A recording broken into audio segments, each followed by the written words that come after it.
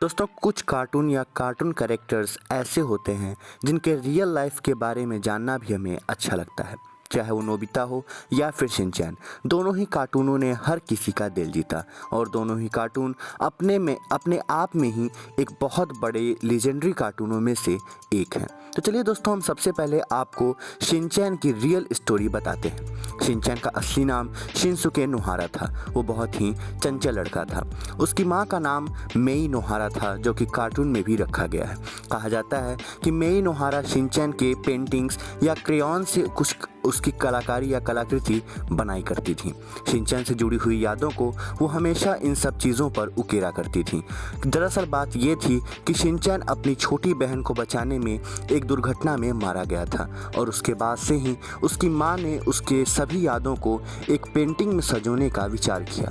उसने उन सारी बातों को उन पेंटिंग्स के जरिए उकेरा और उसे एक जगह प्रिंट होने के लिए दिया और वहीं से कहानी शुरू हुई शिनचैन की। शिनचैन की कहानी बाहर से भले ही देखने में फ़नी और ह्यूमरस लगती है, लेकिन अंदर ही अंदर एक बहुत बड़ा दर्द छिपाए बैठी है।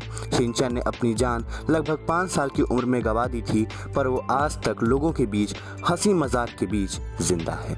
तो इसी कड़ी में बात करते हैं अगले कार्टून कैरेक्टर की। अगले कार्टून कैरेक्टर का नाम है नोबिता।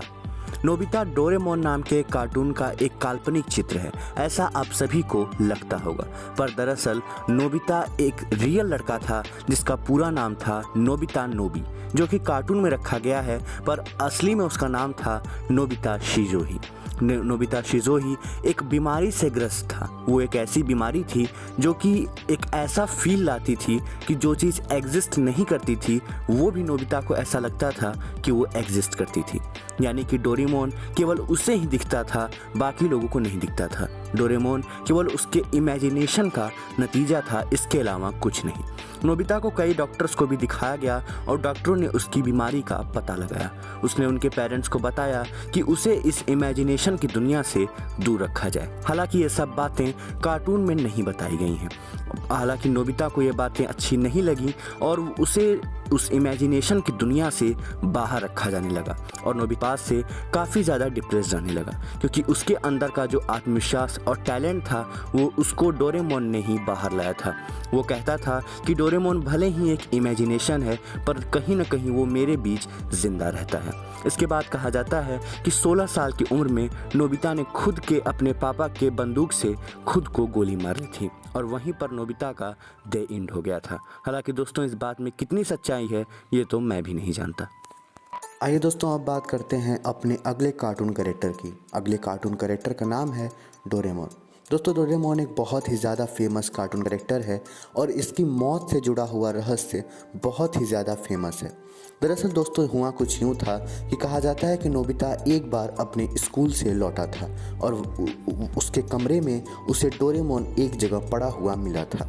उसने उसे बहुत उठाने की कोशिश की, पर डोरेमोन नहीं उठा। उसके बाद उसने डोरेमोन के द्वारा दिए गए एक मशीन जिसका नाम टाइम टेलीविज़न था, उसकी मदद से उसकी बहन से संपर्क किया और उसकी बहन ने बताया कि डोरेमोन की बैटरी पूरी तरीके से ख़त्म हो चुकी है और अब वो तभी ठीक होगा जब कोई रोबोटिक्स का इंजीनियर उसके बैटरी को एक बार फिर से चार्ज कर दे। ये काम बहुत ज़्यादा मुश्किल था और आगे चलकर नोबिता ने पूरी कोशिश की कि वो डोरेमोन को ठीक कर सके। हालांकि दोस्तों, ये भी कहा जाता है कि नोबिता को इस काम करने में बहुत साल लग गए और यहाँ तक कि उसकी शादी भी हो गई, पर नोबिता ने पूरा प्रयास किया कि वो डोरेमोन को ठीक कर सके। उसके बाद आखिरकार कहा जाता है कि उसने डोरेमोन को अपनी इच्छा शक्ति और अपने दृढ़ निश्चय के बल पर ठीक कर लिया। यानी दोस्तों, कहा जाता है कि अगर आपके अंदर एक चीज़ के लिए, एक गोल के लिए आप एक लक्ष्य बना लें तो उसे ज़रूर पा लेते हैं, और यही चीज़ नोबिता के साथ भी हुई थी। दोस्तों, या शिनचैन हो या फिर हो नोबिता, इन सभी कहानियों ने हमें कुछ न कुछ सिखाया और एक सच भी बताया।